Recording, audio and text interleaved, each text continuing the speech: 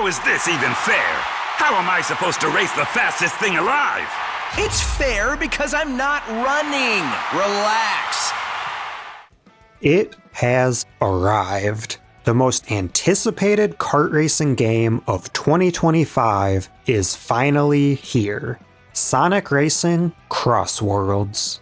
I've been training for this moment all year, since the game was first revealed in February, racing through every old and obscure instance of Hedgehog car racing, onto the modern era's trilogy, including ports, and this game.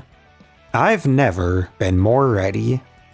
Unlike the big three we looked at before, this game is not made by Sumo Digital.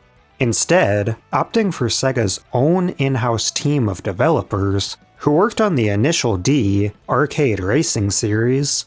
Sega has a celebrated history of arcade racers, so I can confidently say the game is in good hands.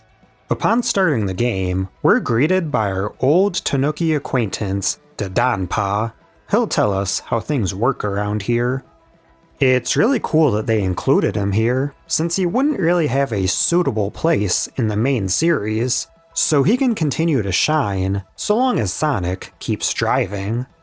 He'll hang around the main menu, give us news updates, announcements, and even tips for better racing. Before starting, we're shown a quick tutorial, so we may as well cover basic gameplay, starting with controls. That's a weird way to drive. By default, they'll have you accelerating with X, or your non-PlayStation equivalent, doing tricks with the left stick, and drifting with R1. This feels so wrong after just playing Sonic Sega Racing, Racing Transformed, and Team Sonic Racing. I held off my panic until I visited the options menu, but then I got concerned. Our three choices are Excel with X, Excel with Circle, or Excel with R1. Well, R1 is close to R2, so I chose that, and phew, tragedy avoided. Choosing R1 will also enable R2 for acceleration. This will then put the tricks in the familiar spot on the right stick, and will let you drift with L2. The default is weird, but at least they let you change it. I couldn't imagine what toy of a racing game in the modern age wouldn't give you the option to switch to the industry standard control for self-respecting racing games. Anyway, seeing as the series changed hands, it won't feel quite like the older games. Now, I know I kind of made a bit of a meme of this in the other video, saying how each new game I played didn't control exactly how I expected it to, but in time I got used to it, and it works well. Well, that applies here times 100. The Sumo trilogy all controlled similar enough that after I played all three, I could seamlessly switch between them to get additional footage for that behemoth of a video. Going into this one was quite the culture shock. The basic turns have a much wider turning radius. The drifts are much tighter than I was used to, having the tendency to understeer in contrast to the other games where you are more at risk of oversteering. And there seems to be much less traction on the drifts, having less of that physics-defying feeling. Now, that's not to say any of this is bad though. Quite the opposite, actually. It just took me a while adjusting from my marathon of the previous games, and I had help from one unlikely accessibility toggle. Steering assist. What a dreadful pairing of words. But this toggle is plastered everywhere in this game, so maybe there's something to it. At first I scoffed at this option. I'm not going to lower myself to such automation, but I kept smacking into walls, and that ring loss sound is ear-piercing. So I tried it out, and I realized something. Despite how it words it, this doesn't actually steer for you. Look, this is with the assist off, and this is with the steering assist on. It's not actually making the turn for you, it just kinda glides you along the wall if you hit it, smooths things over. At that point in my playthrough, I started to think, this just makes the car drive like it should. Like it did in SNS ASR, SNA SRT, and TSR, for short. I mean, you wouldn't drive down the highway at 120 miles an hour without any power steering fluid in your car just for some false sense of virtual pride, would you? Alright, long story short, it helped me adapt to this new control style, and I started to love how this game feels. But there are drawbacks to this that I didn't realize at first. It's not just for walls, but blocks you from any falls too. It'll make some collectibles impossible to grab, and worst of all, it will totally shut out shortcuts. I got so annoyed, wondering why they put these boost rings here if they're impossible to reach. So this option should only be used for practice, like training wheels or bowling bumpers. And I'm happy to announce that upon realizing this, I was already situated enough that turning this thing off hardly affected me. Hooray. Now I wish I could get that ugly icon off my screen for good. Sorry for rambling about a feature that you were probably good enough out the gate to never use at all. Like I said, this game feels worlds different from the games I just spent 7 months racing in. This video would be completely different if I hadn't done that. But, with that said, the new control feels incredible. I even noticed that your turn radius is much more forgiving once you let off the Excel. Nice touch. There's now a drift gauge too, so you can visually see your drift's charge, which is nicer than just anticipating it. This gauge is also present at the starting line. Instead of the 3-tiered boost from the second 2 games, where you press the Excel at proper intervals to charge it completely, here you have a charge wheel where you'll want to get that marker right in the sweet spot. I think the idea here is for you to wait, then hold down completely until the green light, and time it perfectly, but I just wait for the second number, hold, then throttle it to keep it in place. Whatever works. Team Sonic Racing was road racing only, which is fine, but I'm happy to see that transformations return. Cars, boats, and planes.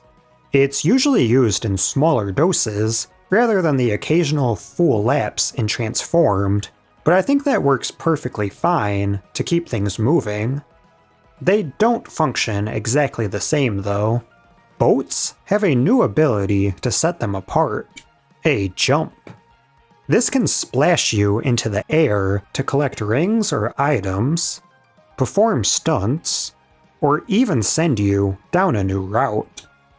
It does still throw me off though, as this move is mapped to your drift button, so I'll attempt to do a hydro drift and get some aquatic air instead.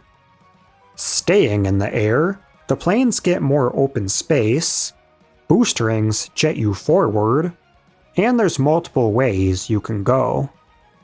The air drift is retained, which is good, but there no longer is a risky barrel roll to boost you for your bravery. A bit of a shame, but it's fine. Tricks in general function differently. Rolls or flips don't seem to make a difference, since both keep you stationary, as opposed to the rolls in the previous games that would nudge you to either side. Also, you won't be in danger of failing any stunt, as it will only perform the trick if you'll be able to land it. I do like, however, how it displays the number of degrees you manage to accumulate.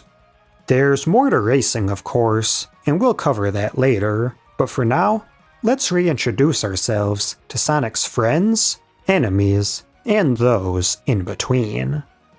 Every character from Team Sonic Racing has returned in this game, with the exception of one. So let's go over those familiar faces first, and of course, we'll start with Sonic.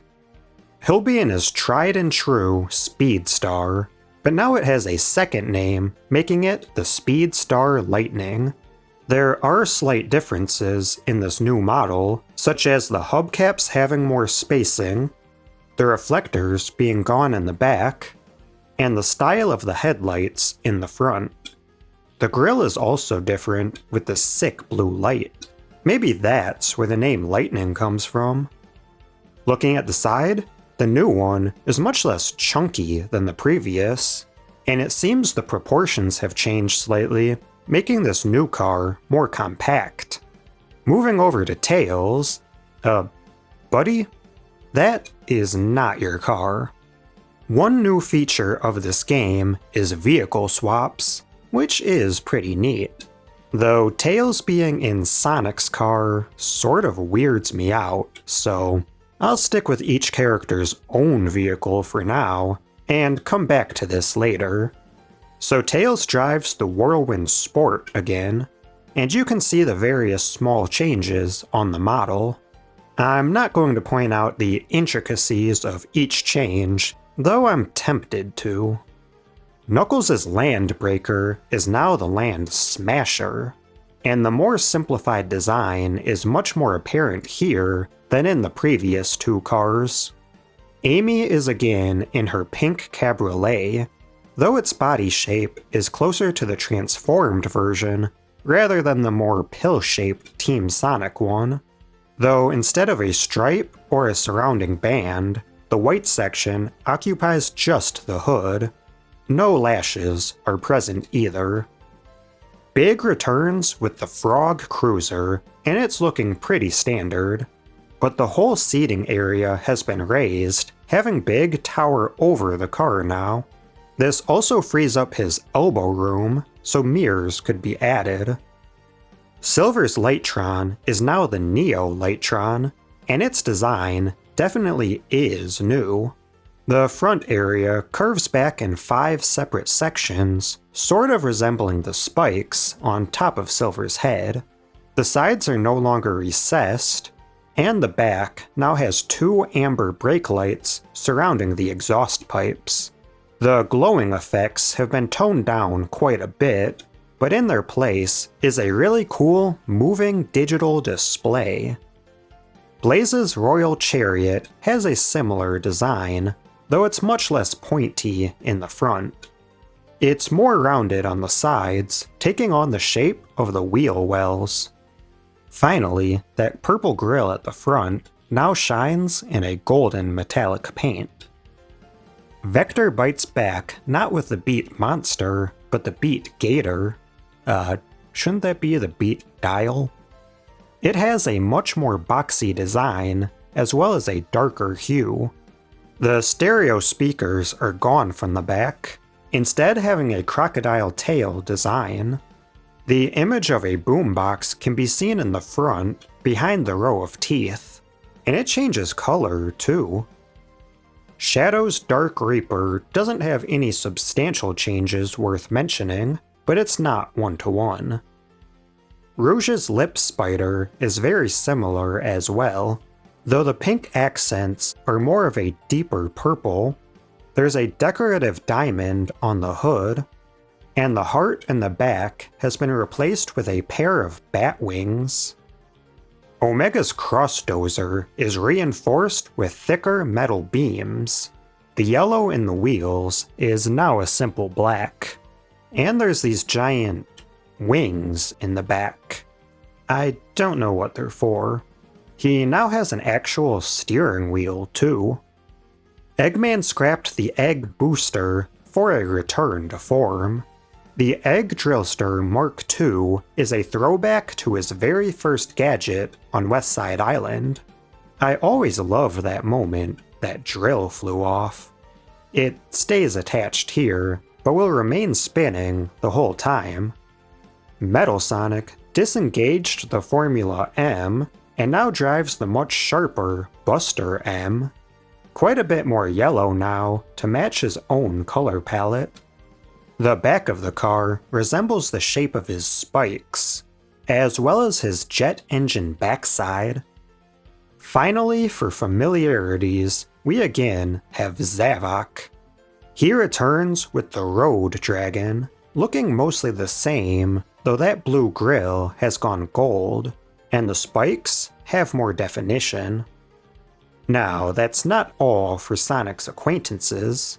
One of the most exciting things about this game is its extensive list of characters, and there's 9 all-new additional racers in the base game on top of the ones we mentioned already. First up, Cream the Rabbit takes back her rightful place alongside her fellow members of Team Rose. She must have put up quite the fuss about being replaced, as the Chao pod isn't even in this game. Cream's not alone either, bringing Cheese along for the ride, who happily sways on her head. The car they ride in is called the Little Lady, and it has a very classic design. I really like the bow tie on the front bumper. We've got another team restructure ahead. Vector brought the boys back together to regroup Team Chaotix. Espio is as slick as ever, and his wheels are even slicker. The Stealth Chaser keeps a low profile with the matte black, while the shiny purple reminds you of his ninja speed just as he passes you. Charmy flies in with the long stinger. It's got a unique body shape, with the back of it coming to a point to sting any slowpoke he gets in front of. The front has a honeycomb grille and a hood ornament of a standard non-anthropomorphic bee. It's not just friends who have joined the race, as everyone's second favorite villain, Zaz, jazzes through. His Jumble Rage is even sharper than the horns on his head, with no shortage of spikes or blades. I also like that, despite it still being purple, it doesn't directly pull from the character's color scheme like so many other paint jobs have. Zavok's got a friend now, so Dr. Eggman has turned his attention to his own creations. The Egg Pawn has returned from the previous game, and it's playable this time around. Pretty cool, as he was on my missed opportunities list from Team Sonic Racing. The Pawn Caliber's design is similar to the standard yellow car seen before, though this orange variant takes on an identity of its own. The Egg family keeps on growing too, as its newest member Sage came along for the race. It's nice to see Sage here, as this is her first notable appearance following her debut in Frontiers.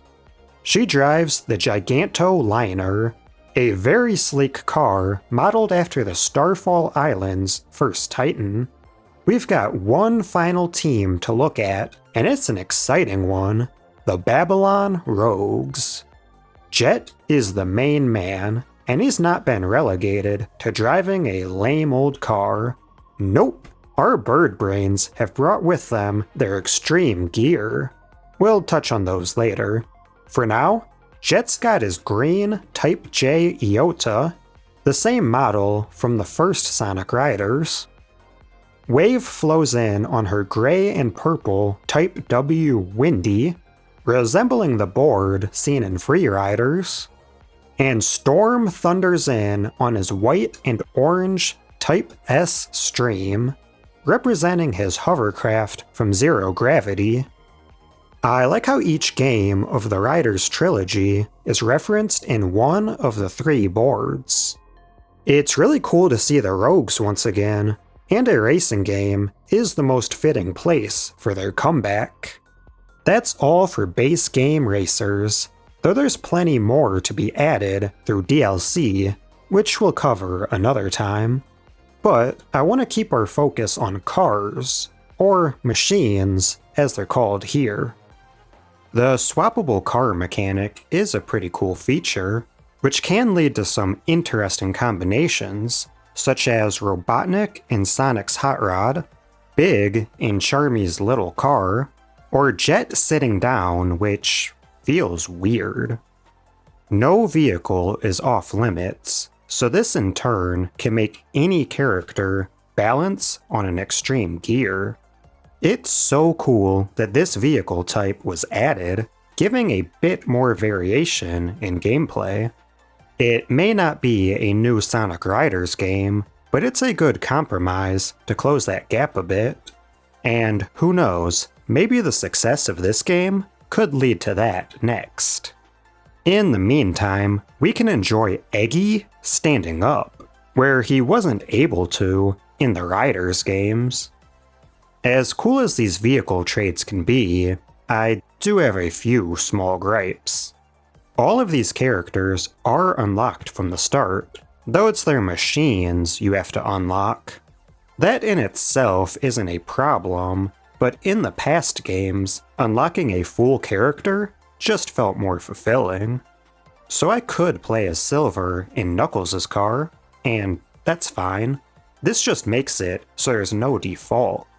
Each character has their own car, which we covered, but upon selecting someone, they'll just be in your last selected vehicle. I'm a bit of a traditionalist, so when I select Espio, I'll typically want him in Espio's car, and it's the same for any character to their appropriate vehicle. What makes this annoying is the car menu.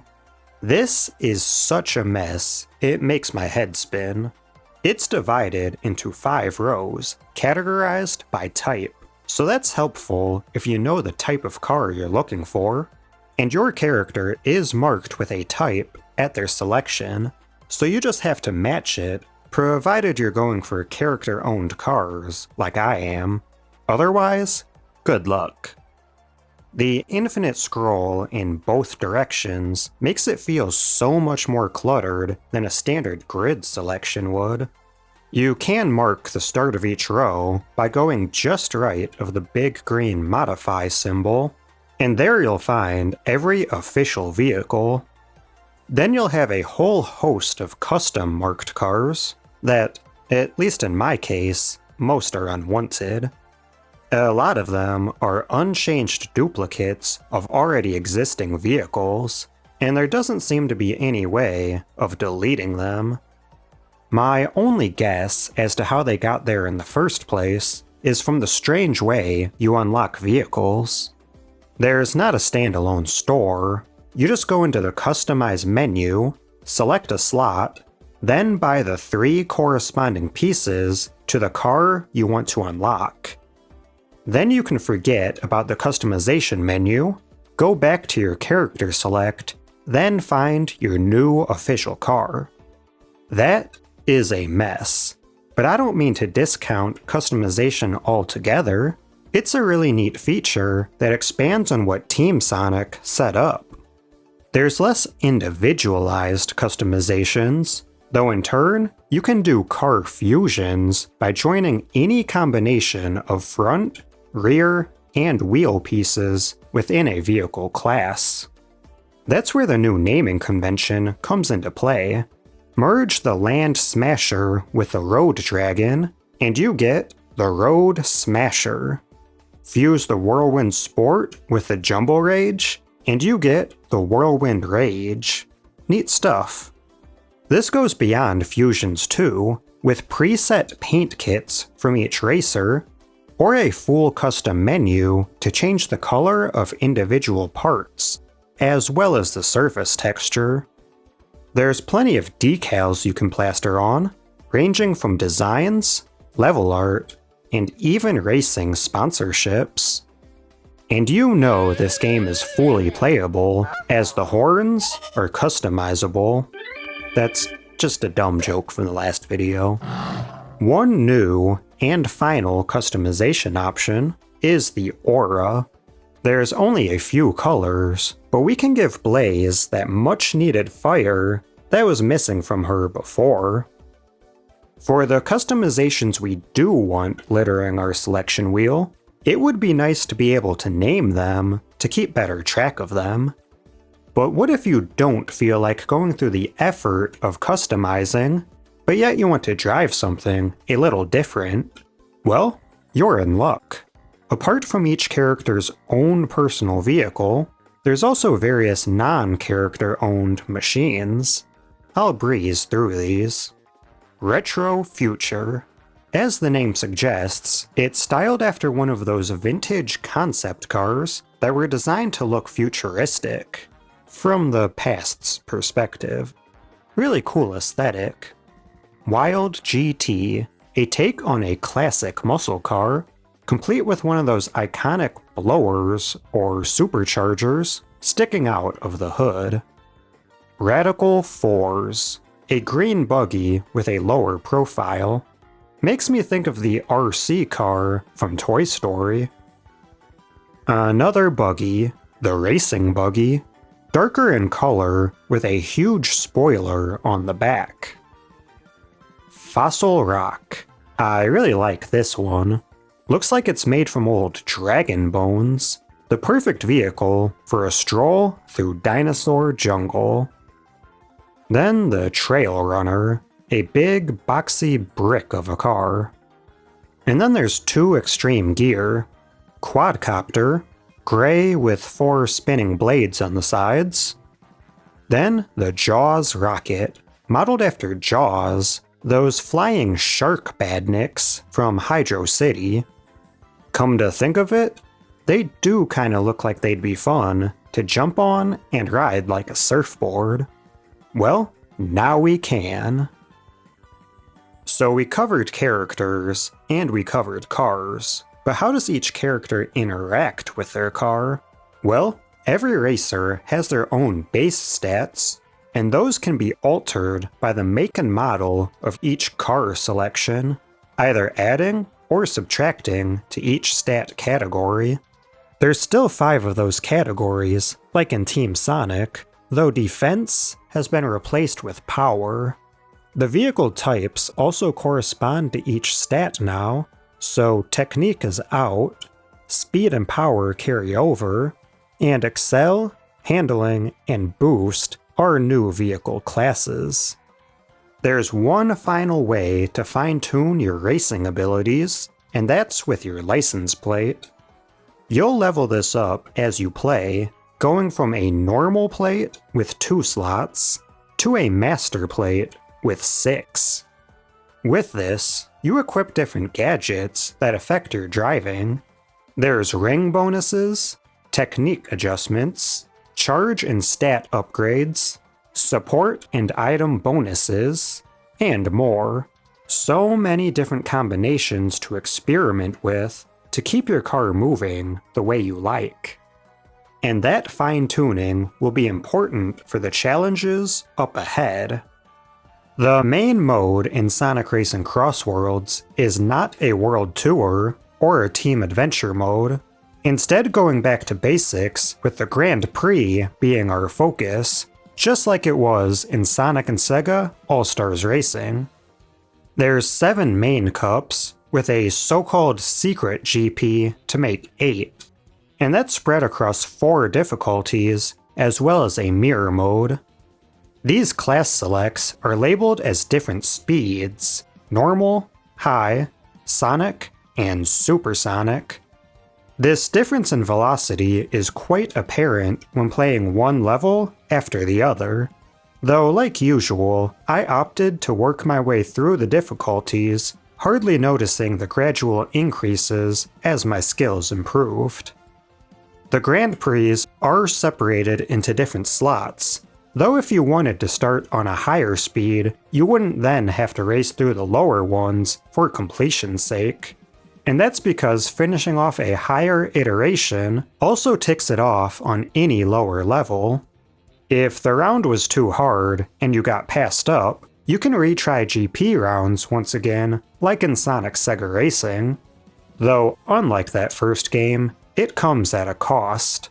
Not only a financial one, but your race will be branded as a cheated playthrough until you've finished it off fair and square.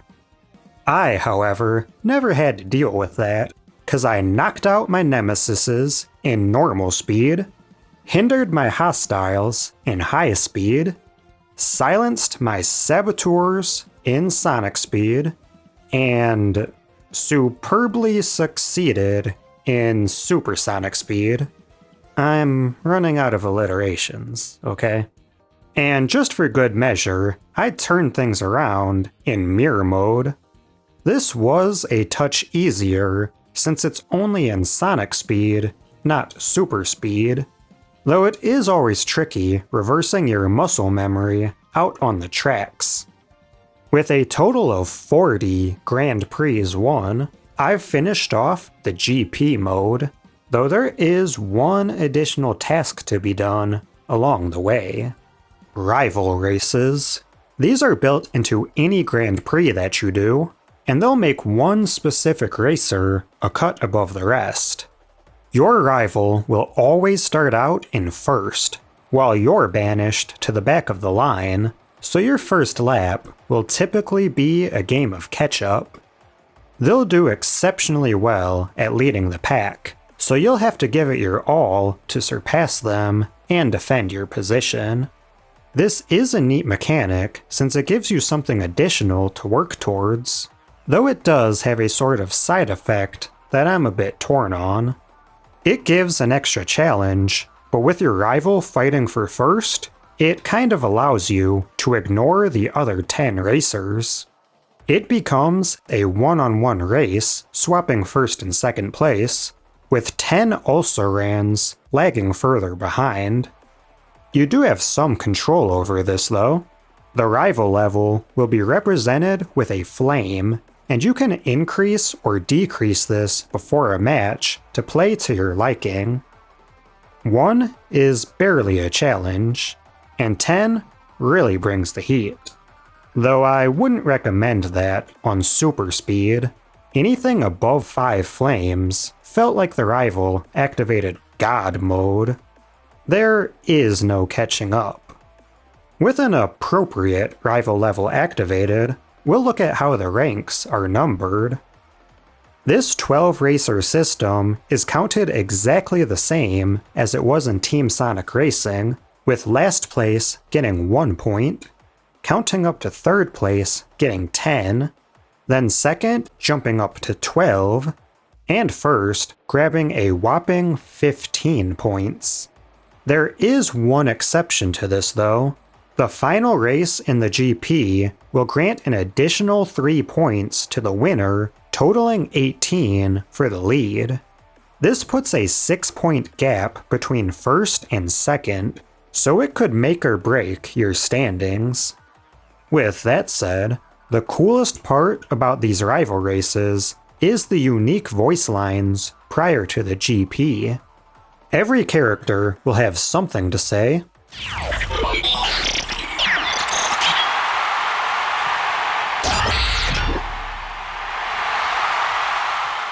Well, most of them. And these lines will be personalized towards whoever you decided to play as, with that character responding.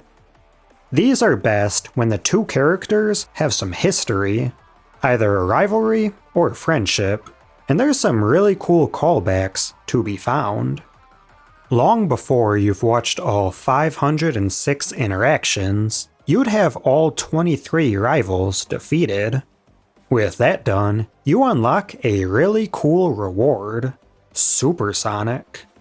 He'll charge into the race alongside all the normies, including himself. And naturally, he won't be taking any damage. Interestingly, his ring count won't decrease gradually, which I feel like that would have been a neat inclusion as your max speed is tied to your ring collection. Either way, this makes any remaining Grand Prix a breeze, as no outside force will slow you down. I was tempted to cheese the rest of my trophies with Super, but I decided to keep things fair and square, except for the Pumpkin Cup. That one deserves to be cheated. You'll have to get all your supersonic fun out here though, as he's strangely exclusive to the Grand Prix. I understand not having him in online races, but the GP surely is more competitive than the race park, right? Oh, I guess we should cover that mode next. As stated before, the main focus of this game is again the Grand Prix. Sonic and Sega All-Stars Racing had a side mode where you completed 64 separate missions. Transformed worked that concept into the World Tour, which was your campaign. Then Team Sonic evolved that into a story mode in Team Adventure. So going over to Sonic Racing CrossWorlds, that mode is, well, it's absent. That's a bit of a bummer, as I'd like to see how those alternate playstyles would feel with this brand new control. Oh well, CrossWorlds isn't completely void of alternate races though. Going into Race Park, we have a few different selections.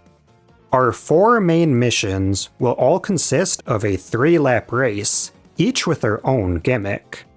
You'll either be put into 3 teams of 4 or 2 teams of 6, and you'll have to work together with your teammates to achieve the goal in question. Our choice of objectives are a ring grab, where you'll want to amass the highest number of rings, tap boost, where causing collisions is the aim of the game, shootout, where you'll want to deploy the most items possible, and dash panel, where you'll seek out and pass through the most dash rings. In each of these modes, you'll have a shared meter that's filled a bit as you pull off the appropriate actions. And once it's full, you'll get a pretty powerful boost that'll help your standings. Your main focus is to shoot for the highest ranking above all else. It's just the team boosts will help you get there. There will also be a point bonus applied afterward to the team with the highest achieved actions. It's cool that these change-ups are in the game, and they're neat to check out, but to be honest, they're not really my cup of tea, as they can get pretty chaotic. Luckily, there's a more tame mode included here as well. When I first booted up this game, I was a bit concerned there wasn't a single race mode. Turns out there is, it's just tucked away within the race park. Quick Match is just that. One 3-lap race of your choice with 12 individual racers. Guess that does kinda sound a bit boring compared to the other modes, but hey, I'm a fan of simplicity. The good news is, the rival challenges are present in not only the 4 team-based playstyles, but in Quick Match as well, which is where I did most of my rivalries.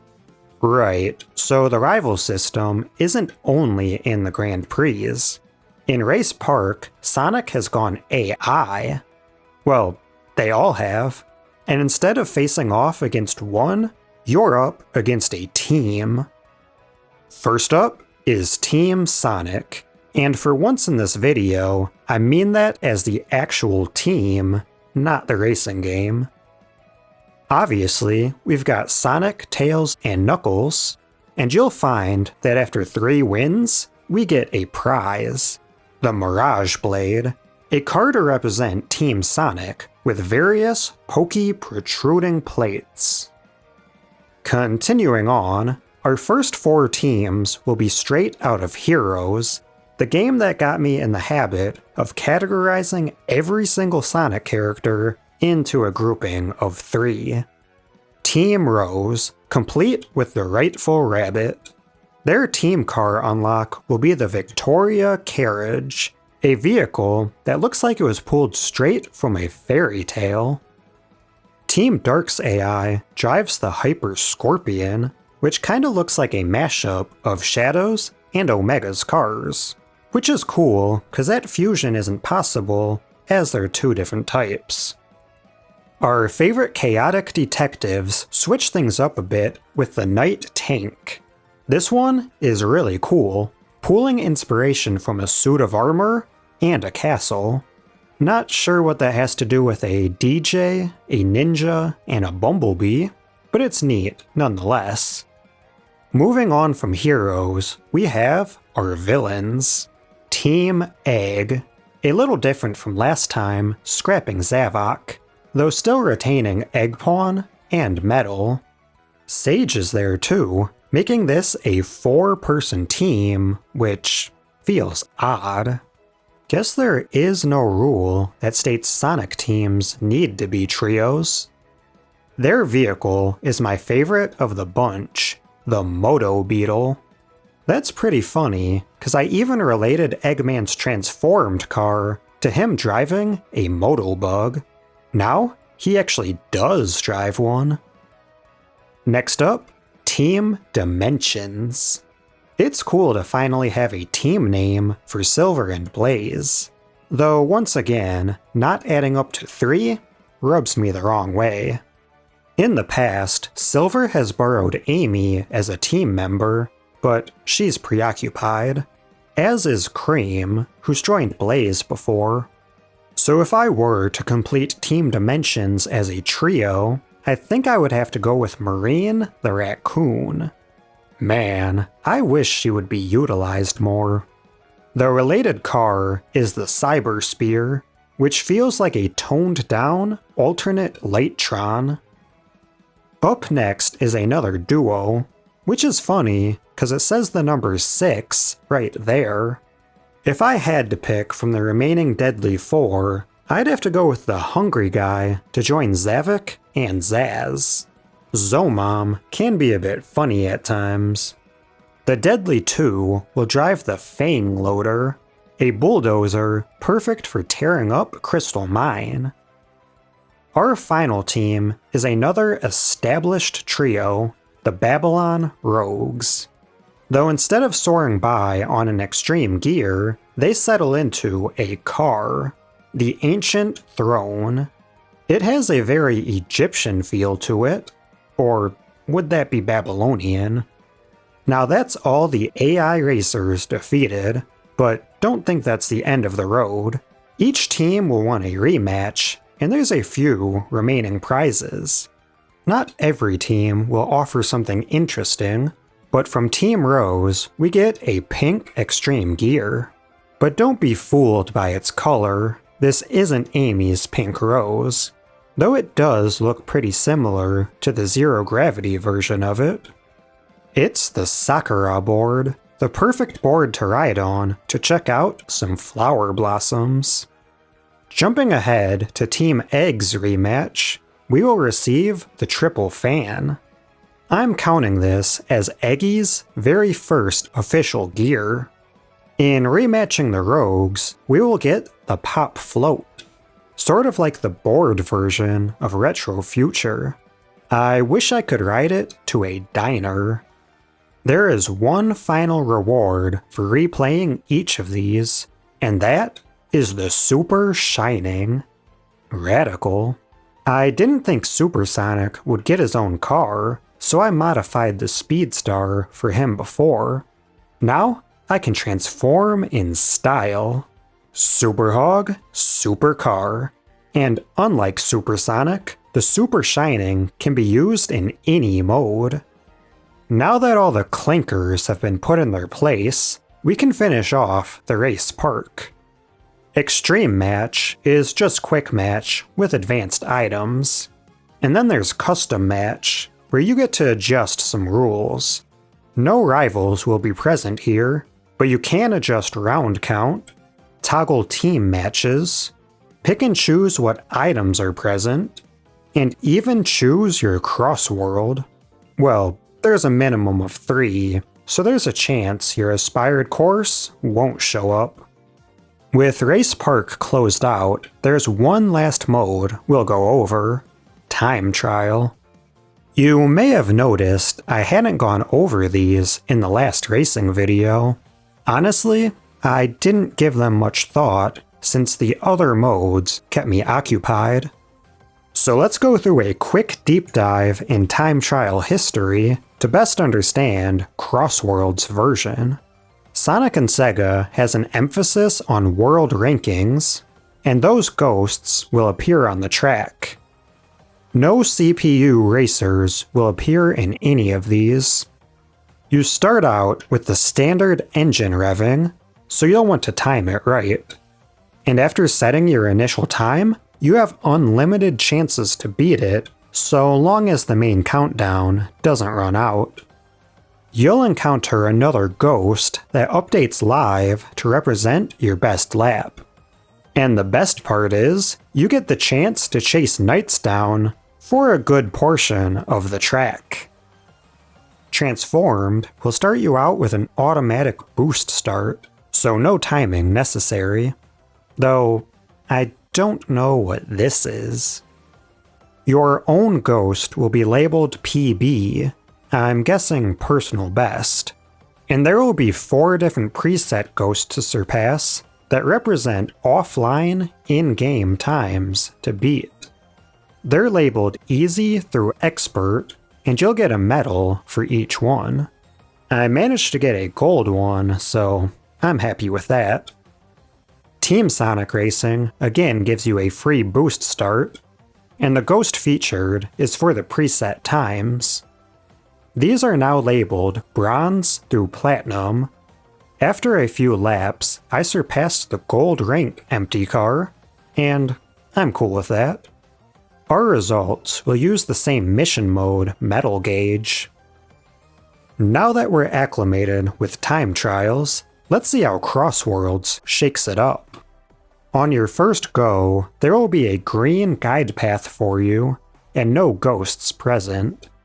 You won't have unlimited laps either, as it's not single laps being counted, but the sum of 3 laps.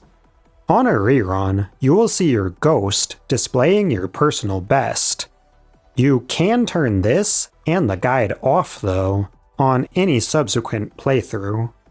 Medals return, though now with letter ranks. B's will be easy, A's take a bit more effort, and S's give you something to strive for. The layout for the time trials, showing all of your scores up front, really makes me want to fill in all those bubbles, so I'll report back once that's all done. There's 2 different difficulty speeds for a total of 78 A ranks to collect. The coolest part of the time trial mode is the fact you can play just a CrossWorld. In the GPs, they were random, Custom Match had a gamble, and there'd be a full lap proceeding for both. But here, you can run your favorite CrossWorld as a 3-lap trial. Pretty cool. Though that reminds me, we still haven't gone over tracks, or what that CrossWorld even means. There is no shortage of tracks in this game, featuring 39 different locations. They're not all equal, but we'll cover those qualifiers later. For now, I've got 3 categories of my own to go over, starting with returning tracks. Ocean View is the most reasonable place to start, as Seaside Hill is the poster zone for the racing series. You'll recognize this Ocean Palace from all 3 games, but our new version is based specifically on a track from Transformed and later Team Sonic. But don't be expecting a 1-to-1 recreation this time around. One intriguing thing about CrossWorlds is that even the familiar tracks have been completely redone. Gone are the iconic rolling ruin wheels. Instead, we take the less traveled path with the giant loop, though the new one is skewed to make it feel more like you're drifting around a giant bend. The water section is scaled back quite a bit, and you'll notice the giant robo-octopus has decided to leave us alone. The next track, Roulette Road, should also feel familiar, as it's the only layout to be featured in all 3 prior games. Of course, it's taken on some changes here, but it's spiritually the same. We'll weave through pillars of poker chips, launch off spinning slot reels, and of course, drift around the ginormous roulette wheel. Or on it. Sand Road is one of 5 from Team Sonic Racing. We'll slide around winding desert roads, as expected, but we'll also get a break from the sun in these dark, ghostly ruins reminiscent of Boo's house. Outside, we'll see the sandworm badniks are still popping through the ground, and that small dried up oasis is now flourishing. We can even go for a swim. Market Street takes us down the city center for a great view of the stone buildings and arched bridges. The bouncy balloon is gone, but we'll still get some height, landing on the orange roofs for a rooftop run. Sky Road, the last from Team Sonic. We're high above Market Street, though it feels even higher in this new one, as we no longer touch down with the town below, or even catch a glimpse of it beneath us. We won't be sticking solely to the road part of Sky Road, as the sky is opened up for us to fly around in. Very fitting use of the transform feature. Balloons remain bouncy, and there's even some new Chao balloons to soar by. Our final returning track is Galactic Parade, which you'll recognize from Transformed. We'll race through a space station, avoid lasers on a holographic road, and even fly around or through some asteroids. Okay, familiarity's done, and there's 33 left to cover. Our second category will be zones you recognize but haven't raced in. At least, not in a car. Starting out with somewhat of a deep cut, we have Water Palace from Sonic Rush. You might also recognize it from the 3DS generations. Ironically, the only other time a Rush level was reimagined. If you didn't recognize this track's location, that's fair, as much of the visual identity has been altered. You will see familiar white stone and waterfalls, though the palace portion of the name is more pronounced in these grand, ornate structures. Metal Harbor returns from Adventure 2, a military base for the Guardian Units of Nations. And although the track obviously resembles that zone, I can't help but look at it as a spiritual successor to Carrier Zone.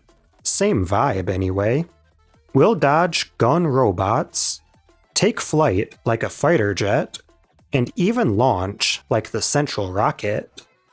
Mystic Jungle is this game's Forces representation, which I feel is a good choice. We'll pass by stunning neon lights that reflect off the slick Casino Forest roads, navigate the treacherous water slides from Aqua Road, which, interestingly, we're driving down, not boating, and even avoid a giant hungry snake. Or maybe he's just sleepy. Apotos, one of many Unleashed inclusions, will race past pristine white walls, launch off balconies and through public seating, then soar over jagged cliffs and under bells. The Pumpkin Mansion track brings us to Mystic Mansion from Heroes. We'll go upside down like in Hane Castle to drive on the ceiling and knock down some chandeliers. We'll see the bright green slimy sewers make another appearance, and we'll drive outside through a pumpkin patch with glimpses of some pumpkin hills in the background. Radical Highway, an iconic stage from Adventure 2. It's already made of streets, so it's an easy conversion to a racetrack.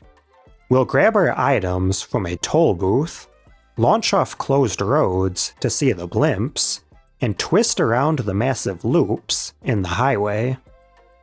Kronos Island, the first Starfall island from Frontiers. The wide pastures do well to complement the open zone. Our ground will change to that purple ancient material as we go around the pillar. We'll get an appearance from Squid, who will create our road as we chase him, and the very first Guardian, Asura, will slam down his arms to give us a boost, like he did in our battle against him. The North Star Islands is an exciting inclusion from Superstars. Not just one level, but a mashup of multiple. We'll start out breezing through Bridge Island Zone and catch a glimpse of the jungle, take an airlift in Sky Temple, and rush through Press Factory, where the impact of the machinery will send us into the air.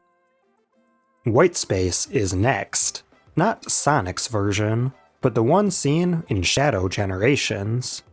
Starting the race, we'll mimic Chaos Spears, hitting the gate so we can proceed. That purple goop will attempt to slow us down in the water. Doom Eye will be watching our every move, and we'll even enter the Doom Zone, where everything is red and we fly closer to the Eye. Kraken Bay. I'm stoked to see some Secret Rings representation. We navigate the waves of Pirate Storm towards a shipwreck. On board, there's some pirate ghosts armed with barrels, and we shoot through a cannon towards the imposing Angry Kraken. Hidden World, the final zone of Lost World. Very colorful views of the Lost Hex, along with a road made out of those pesky tiles. And the fuzzy enemy Baku Baku will attempt to eat us, or at least block our path. Dragon Road, another from Unleashed. This time, taking us down the roads of Chunan, in through the dragon's mouth and down its back. We'll also get a visit from the Dark Gaia Phoenix, who will set fire to the water that we're boating in. Holoska, still in Unleashed. We'll witness beautiful whale jumps, dodge purple ice crystals, and skate along the frigid waters with no risk of sinking this time around. Dinosaur Jungle, one of my absolute favorite levels, not just in this game, but in the series. Yes, dinosaurs in the Arabian Nights story from Secret Rings. We'll try to high-five pterodactyls when jumping in the flowing river, outmaneuver T-Rexes as they try to chomp or trample us, and finally, drive up the back of a Stegosaurus to reach our exit portal. Sweet Mountain, the tastiest world from Sonic Colors, makes you want to take a bite out of the environment as we jet through the candied waters. We can shoot through the center of a donut to grab an item, and a flying ship will shoot gumballs at us that we'll have to dodge. White Caves. It's awesome to get a rider's level in here, and it's fitting with the Extreme Gear and Babylon Rogue inclusions. Visually, it's pretty accurate to that game, though we'll be bouncing off exotic flowers and trying our best to dodge pesky vines. Cyberspace, the default highway version of it from Frontiers. This one really does feel like we're traversing the actual level, like we got transported directly into that game, but in a car. We'll have traffic to dodge in the form of big trucks, and we'll even get to fly around without the use of the modern spin dash. Funny there's no eerie white cars here though, given the theming. Our final familiar course is another deep cut, digital circuit from Shadow the Hedgehog, the original cyberspace. Funny it's included here, cause I considered possible connections to it when Frontiers came out. And with the return of Black Doom and the level itself here, maybe there's something to it. At least they acknowledge it.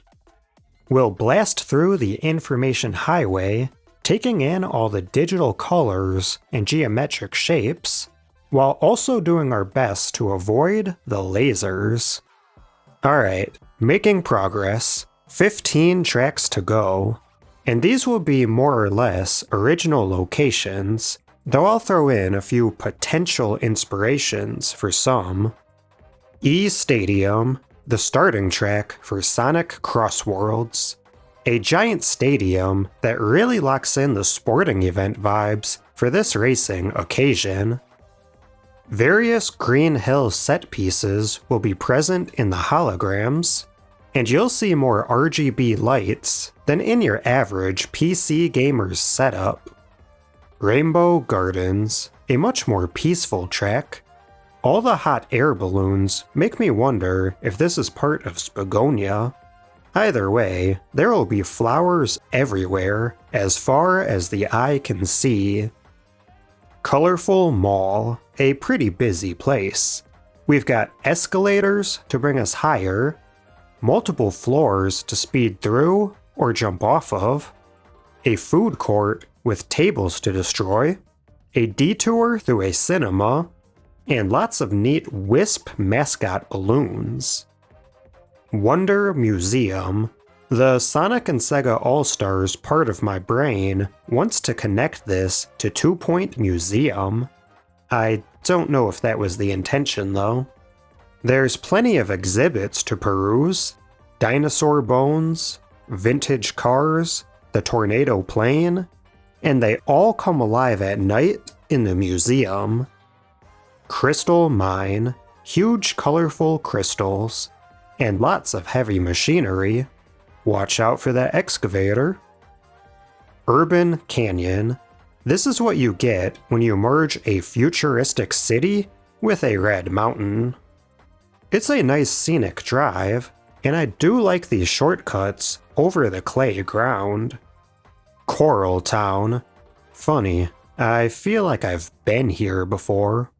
A whole town made of coral, as the name would suggest. Perhaps it's unofficially set outside of the Coral Cave. Blizzard Valley. This level could easily be another act from Glacierland. It has icy roads you'll slide on, harsh winds to blow you off the track, capsules that could easily be mistaken for shipping containers, and large, dangerous machinery. Chao Park. Chao Park! Chao Park! Makes me think of the Chao games from Adventure 2, only for hedgehogs, not Chao. Good use of the Chao branding though. There will be roller coaster carts we'll do our best not to crash into, a swinging ship we'll avoid as we land beneath it, a huge Ferris wheel in the background, and plenty of giant Chao statues to watch us race. Danpa Factory. It's pretty cool to see the place the old Tanuki builds our cars in. We'll see showroom models on the sides, take a conveyor belt and avoid a new paint job, and drift through a carousel of cars. Aqua Forest. This track is so well put together, I was convinced it had to be based on a level.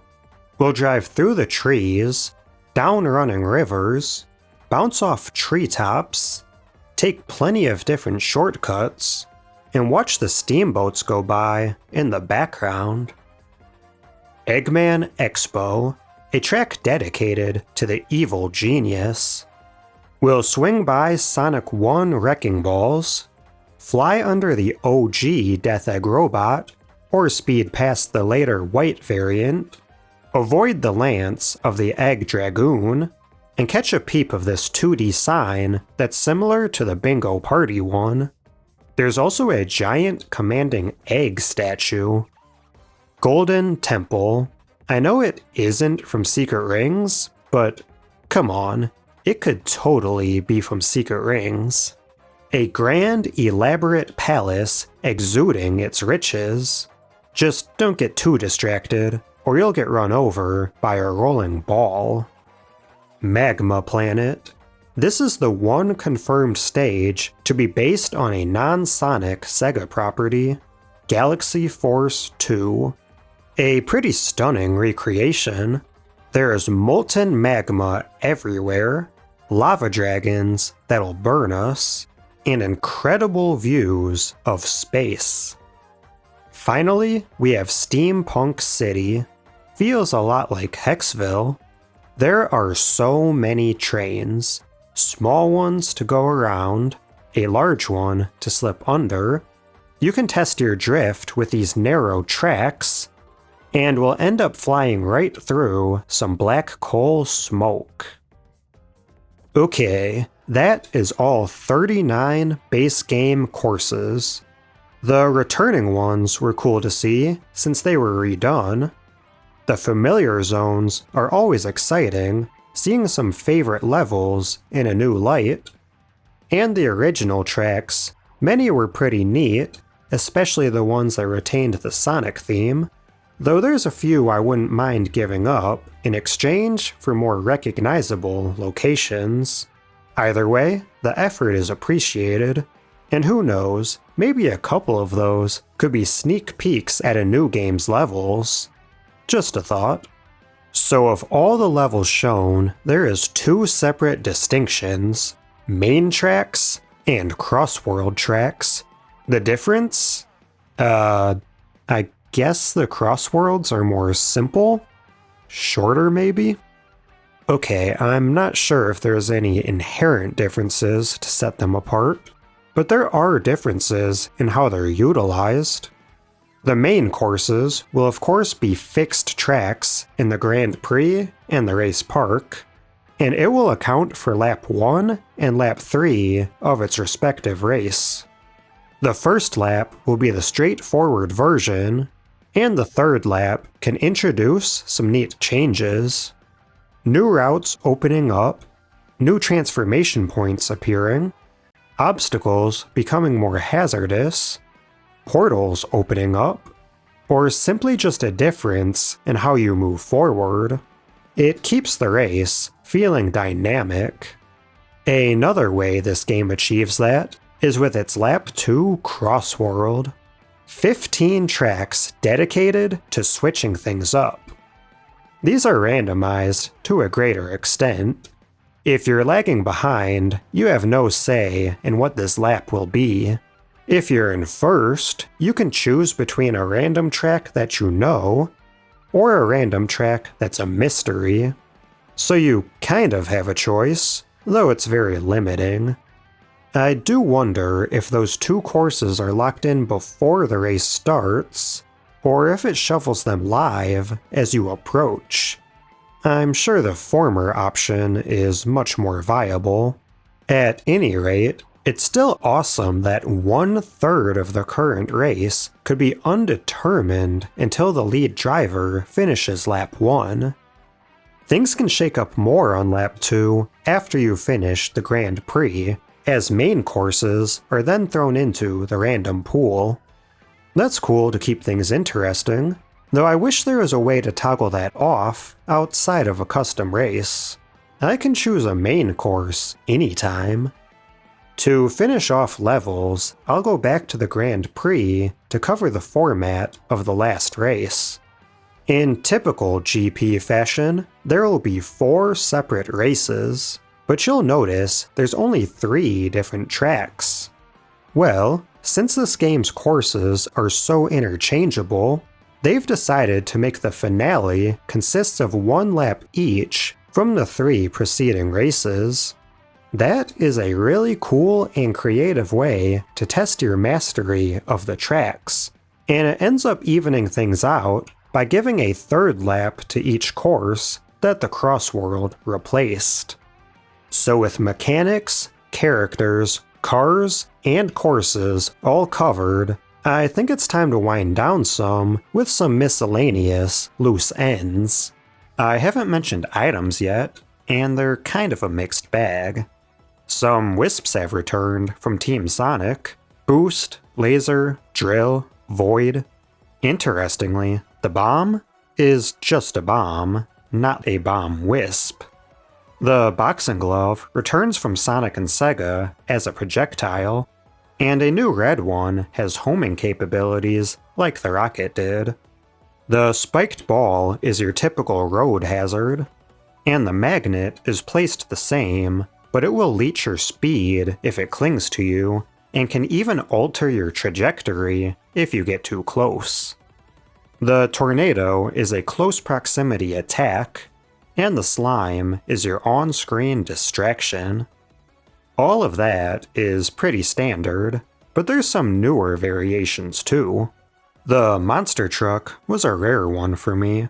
Feels pretty clunky and not all that fast, but it can drive over anything. The 100 ring is always nice, as you instantly reach top speed. Or Chao will drip feed you rings as you follow. You gave up racing for this? On the other side of the Chao coin, we have the Dark Chao. He'll swap your items, which is always a relief for me that I'm not being attacked. Yeah, these next three are pretty annoying. Slicer, Wait, and King Boom Boo.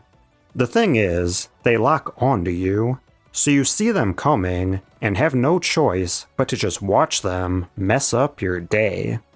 They're not impossible to get away from. With the right item in hand, you can drive off unaffected, though it kind of cheapens item usage if you're just gonna hang on to one the whole race, just in case. I don't know. Personally, I'm not huge on item combat anyway. Totally cool with obstacles and projectiles, but targeting you with an attack you probably won't be able to dodge just because you're in first feels pretty bogus to me. This last item helps with that though. The shield, invincible for a short amount of time. You won't only be collecting items, as you can also hoard some rings, like in Team Sonic Racing. You may have noticed in much of my footage that I have the 200 ring gadget equipped. I was under the impression that the more rings you held, the faster you would drive. Well, that's true, but only until ring 100. Bummer. Guess that's on me for not researching it. Though that big number 200 does look pretty impressive though, right? When it comes to equipables in games, I tend to set it and forget it, unless there's a clear and obvious advantage like increased attack or increased defense. There's one last collectible that won't affect your race, but adds to the fun. If you've played any mainline 3D Sonic game since Colors, you will recognize the red star rings.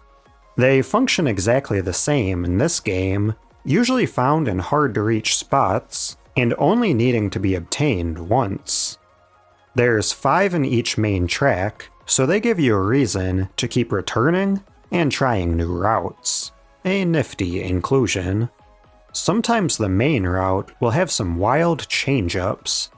You've probably noticed these giant green exclamation marks on a CrossWorld lap. That is the Frenzy, which can give you a continual bonus with drifting, boosting, or dash rings.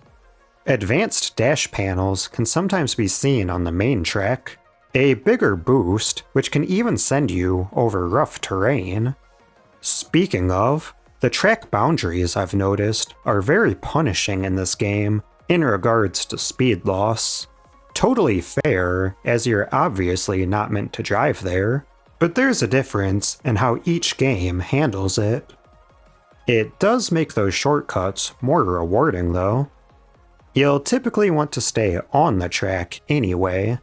I mentioned drifts near the beginning, and I've had much more experience with them since then. I almost want to call these dynamic drifts, as once I got even more used to them, I've noticed how much you can push their limits.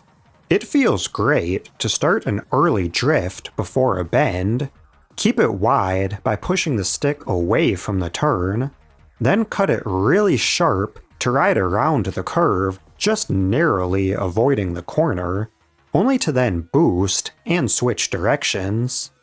Though if you're looking for professional drift techniques, I'm still learning to snake, so you should look elsewhere.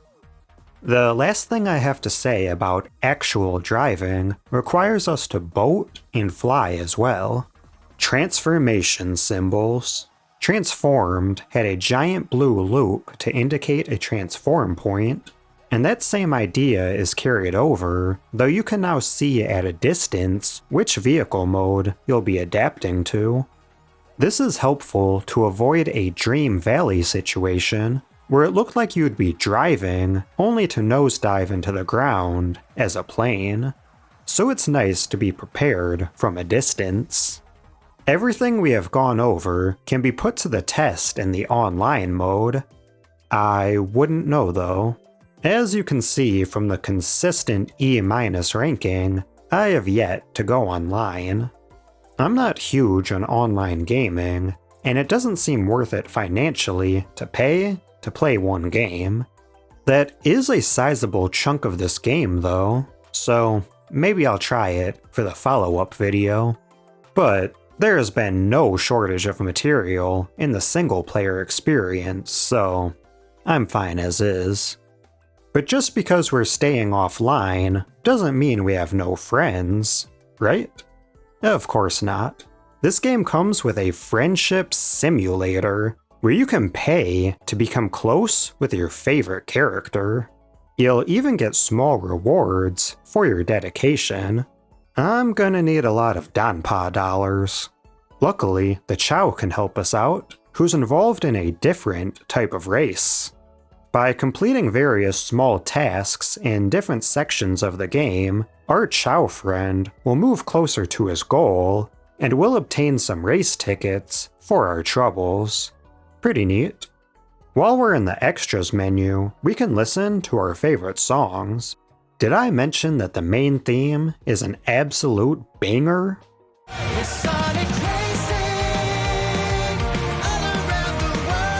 The other songs are of course great too. The last option is for credits, which we unlocked once by completing all Grand Prix, and then a second time for besting every single rival. This alternate version matches our tracks and characters to some previous games, which is cool to see. And that TV is being watched by none other than Orbot and Qbot. They're still not playable, unfortunately. Add them in, Sega. It's not like they're doing anything important anyway. And they're already in a car. Though Sega will be busy updating this game for at least 1 year, with plenty of new characters, machines, and a few new tracks. So we'll get together for an encore once that's all done. In the meantime, let's celebrate finally crossing the finish line of Act 3 in the Sonic Car Racing series. It has been quite the journey, taking me down roads I never thought I'd drive, and experiencing many attractions along the way, in pursuit of seeing the entire history of Sonic the Hedgehog driving in a car. Thanks for joining me on that road trip. I'll see you around.